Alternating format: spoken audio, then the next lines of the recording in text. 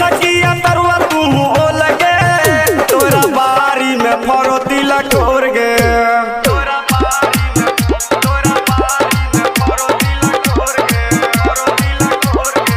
ये छोरी है चकिया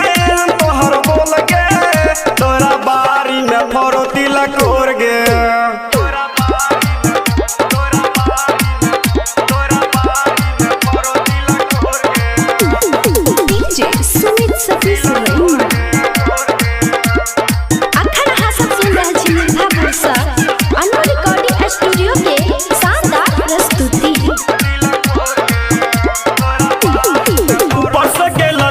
ना जाए छोगे चतरल नीचा वाला तेरे को ना जाए छोगे पसरल ऊपर से के लती को ना जाए छोगे चतरल नीचा वाला तेरे को ना जाए छोगे पसरल तो छाग दे तो अपन हम खोल गे नहीं तो छाग दे तो अपन हम खोल गे तोरा बारी में फरोती लकोर गे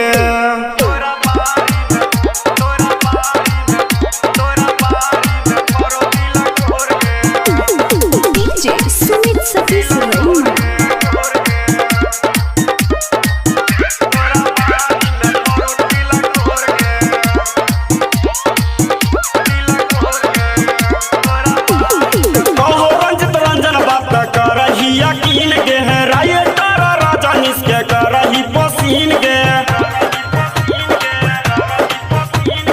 कहो रंजित रंजन बात करही यकीन के है राय तारा राजा निस्के करही पसीन के नहीं तो आज प्रमुख कहे दे तो भोर गे नहीं तो